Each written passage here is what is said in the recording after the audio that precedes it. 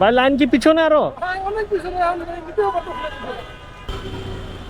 Hello, আসসালামু আলাইকুম। দুর্গা থেকে মাহিম বলছিলাম। জি বস, কোথায় আপনি? আপনি কোথায়? আমি তো মহাখালী। আমরা এখন ওয়াটারমেলন খাবো, তাই না? তাই না রাজন? 3 ঘন্টা ধরে দাঁড়ায় আছি তেলের জন্য। পুরো আগারগার মধ্যে কি অবস্থা রে ভাই, রে ভাই। ওই যে গাড়ি হয়েছে ওটা, ওই যে গাড়ি। গাড়ি কই?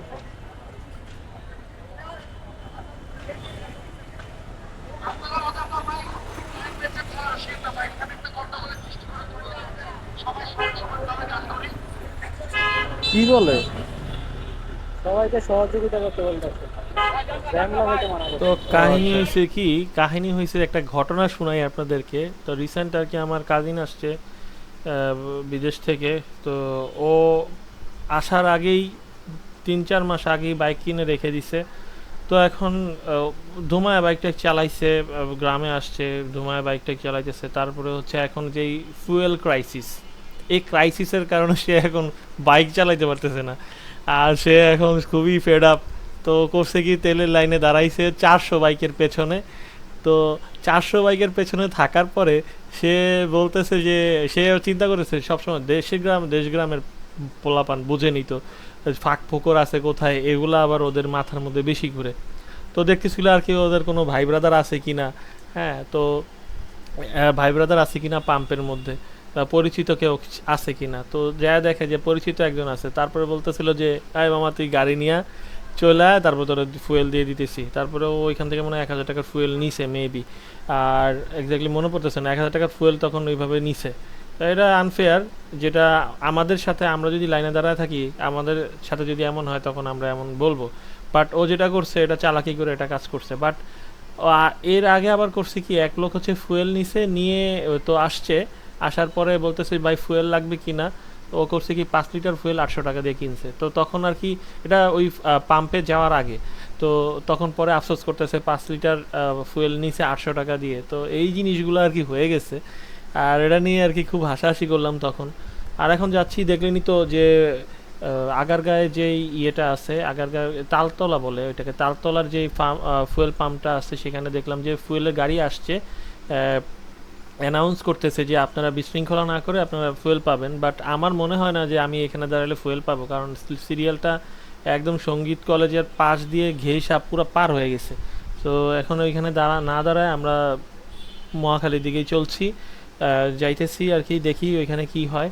আর জানি না কি হবে, আজকে ফুয়েল লাগবেই, কারণ হচ্ছে চিন্তা করছি যে যদি 500 টাকার ফুয়েল পাই, কারণ ওই পাম্পে হচ্ছে 500 টাকার ফুয়েল দেয়, আর খুব আর্লি 500 টাকার ফুয়েল নেওয়া যায়।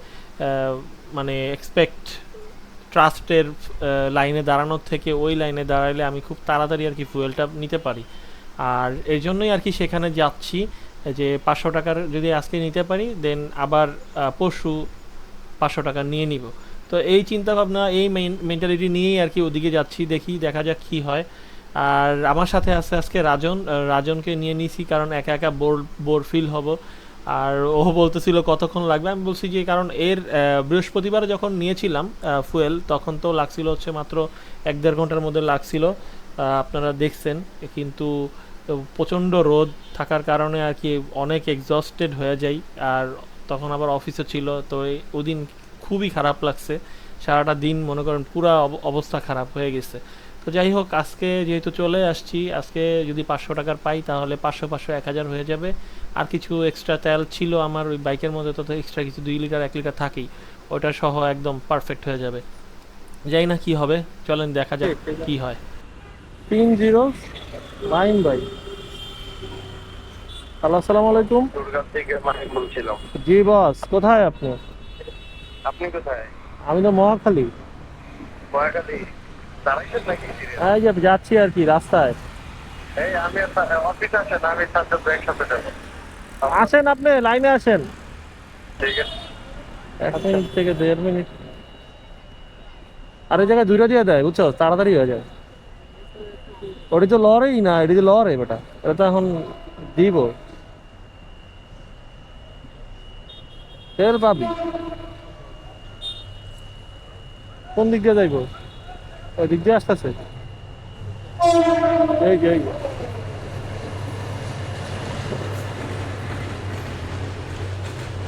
গদাভাঙ্গা ট্রেন, বুঝছ? গদাভাঙ্গা ট্রেন।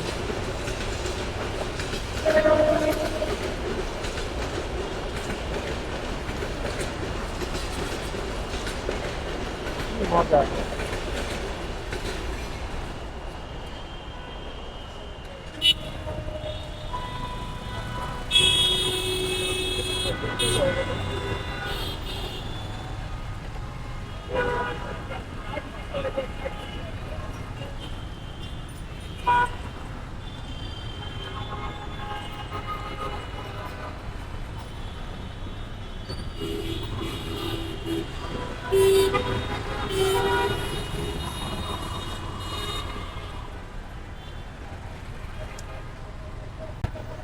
ভাই লাইন কি পিছনে আরো?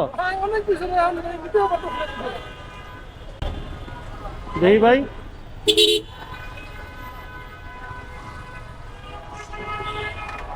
কারে? আমারে? যাইতেছি তেল আনতে।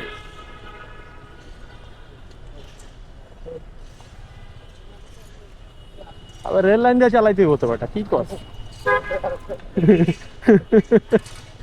রেল লাইন দিয়ে চালাইতে হবো না?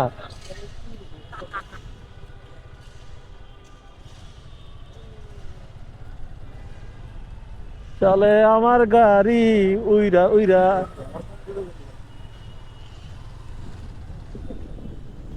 আবে তেল লাগবে না তোর? তেল ছাড়া হইব?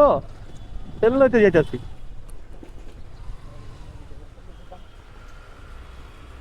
আরো পারবি বেটা, টাইম আছে।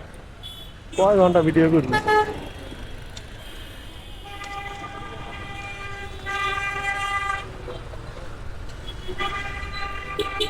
আসলে সিরিয়াল ছোটই আছে।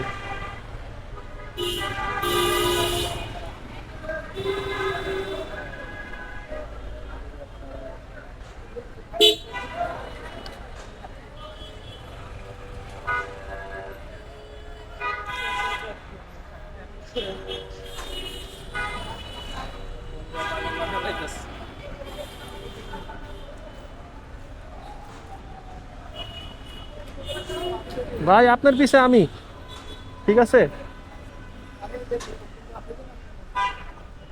3 hours later. আমরা এখন ওয়াটারমেলন খাবো, তাই না? তাই না রাজন? 3 ঘন্টা ধরে দাঁড়ায় আছি তেলের জন্য। এটা তো খুব নর্মাল। 3 ঘন্টা, 4 ঘন্টা, 5 ঘন্টা, 10 ঘন্টা, এটা নর্মাল। মামা সুন্দর মতো তরমুজ কেটে দিচ্ছে। আমরা এখন ওই যে আমার বাইকের লাইন, ওই যে সিরিয়াল একদম ইয়ার পিছনে, নিচে একদম ওভারব্রিজের নিচে। এই যে এখন আছি আমরা হচ্ছে মহাখালীর ফিলিং স্টেশন পাম্পে। দেন ভাই আমারও একটা দেন।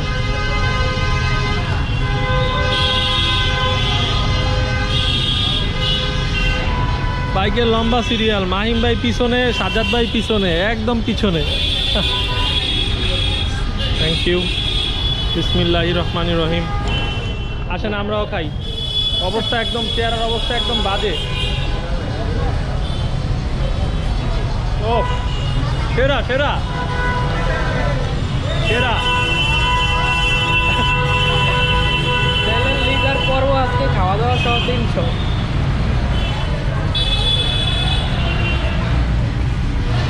তো আমরা তরমুজটা শেষ করি, আপনারা খাইলে চলে আসেন। 6 hours later. আলহামদুলিল্লাহ 6 ঘন্টা লাইনে দাঁড়ানোর পরে তেল পাইলাম। আর বৃহস্পতিবারে তেল নিয়েছিলাম 500, আর এখন ফুয়েল পাস দিয়ে তেল নিলাম। ফুয়েল পাসের তেলটা আমার দেখলাম যে 800 টাকার ঢুকছে। 1000 টাকার পাইতে পারতাম, 800 টাকার ঢুকছে। এখন আমার ট্যাঙ্কি পুরো ফুল লোডেড। ফুয়েল নিতে হইলে এর আগে থেকেই আর কি প্রিপারেশনের বিষয়ে দরকার আছে সবারই। কারণ হচ্ছে লং টাইম এই ফুয়েলের জন্য দাঁড়ায় থাকতে হয়, আর ফুয়েলের জন্য দাঁড়ায় থাকতে থাকতে তো অতিষ্ঠ অবস্থা, জীবন পুরা তামা তামা তেনা তেনা হয়ে যাবে জীবন। আর ফুয়েলের জন্য যারা লাইনে দাঁড়ায় তারাই বিষয়টা বুঝে। আর ইউজুয়ালি এই পাম্পটাতে 2-1 ঘন্টার মধ্যে হয়ে যায় যদি ফুয়েল দেয়া শুরু করে। তো লাইনটা যদি থাকে হচ্ছে মসজিদটার সামনে, দেখছেন আপনারা ভিডিও, যখন মসজিদটা ওইখানে আমি যে সিরিয়ালটা দিলাম ওইখান থেকে মাত্র 1 ঘন্টার মধ্যে আপনি ফুয়েল পেয়ে যাবেন। কিন্তু কথা হলো ফুয়েলের যে গাড়ি, সেই গাড়িও আসে নাই। আবার আজকে করছে হচ্ছে ফুয়েল পার্সের যে বিষয়টা, 7টা ফুয়েল পাম্প তো ছিলই, পাশাপাশি আরও 2-3টা ফুয়েল পাম্প আজকের দিনেই আর কি বলছে যে আজকের দিনই আর কি তাদের অন্তর্ভুক্ত হবে, যে ফুয়েল পাসের মাধ্যমে ফুয়েল নিতে পারবো। তো এটা আমাদের জন্য আর কি একটা ব্লেসিং, কারণ হচ্ছে ইউজুয়ালি 500 টাকার বেশি তারা তেল দিচ্ছেন না, আর আজকে আমি 1000 টাকার মতো তেল নিতে পারবো। বাট একটা তো কিছু থেকেই যায়, কারণ গত ইয়েতে আমি 500 টাকার নিছিলাম, গত একদিন আগে 500 টাকার নিছিলাম। তো সেই তেলটা তো এখনও বাইকের মধ্যেই রয়ে গেছে, যেহেতু আমি বাইক চালাই নাই। আমার টার্গেট ছিল যে আমি ফুল ট্যাঙ্ক করে নিতে পারলে 1 মাসের জন্য আমার সুন্দর মতো আর কখনো তেলের লাইন দাঁড়াতে হবে না। আর তার জন্যই আর কি বিষয়টা ভালো হয়েছে যে ফুয়েল পাস দিয়ে আর কি আমি তেলটা নিতে পারছি। আর এখন আর 1 মাসের জন্য আমার অলমোস্ট 1 মাসের জন্য আর তেল নেওয়া লাগবে না।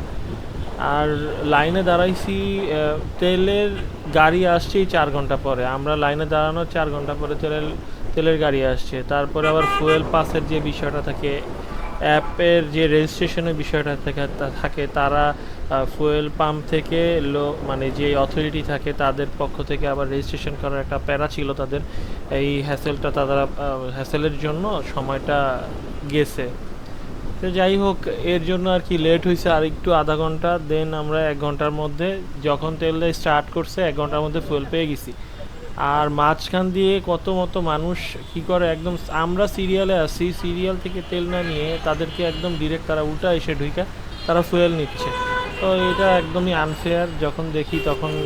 যখন সামনে তেল নিতে গেলাম বা যখন নজল দিয়ে তেল নিচ্ছি, তখন দেখলাম যে মানুষগুলা, আর 2-1 মানুষ দেখলাম যে সেখানে উল্টা পথে ঢুকে তারা ফুয়েল নিতে আসছে, বলে যে ম্যানেজারের সাথে পরিচিত, হ্যান ত্যান হাবিজাবি। তো আর বার্গেন আর করি নাই, কারণ অনেক এক্সস্টেড ছিলাম, পুরা দিনটা অনেক এক্সস্টেড, কারণ 6 ঘন্টা লাইনে থাকি নাই জীবনেও এই ফুয়েলের জন্য। বাট এইবার থাকতে হয়েছে, আর ফুয়েল পেয়ে আলহামদুলিল্লাহ ভালো লাগছে লাস্ট পর্যন্ত আর কি, ভালো লাগা কাজ করছে, এই জন্য আর কিছু বলি নাই। আর এখন মুখ দিয়ে আসলে কথাও বেরোচ্ছে না, বাসার দিকে যাচ্ছি আর রাইডটা এনজয় করতে করতে যাচ্ছি, কারণ ওয়েদারটা আজকে খুবই ভালো লাগতেছে। That's why. সো দেখা হবে নতুন কোনো ভিডিওতে, সেই পর্যন্ত ভালো থাকেন, সুস্থ থাকেন। Till then, take care. And যদি আমার চ্যানেলে নতুন হয়ে থাকেন, please do subscribe and hit the like button. দেখা হবে নতুন কোনো ভিডিওতে। আল্লাহ হাফেজ।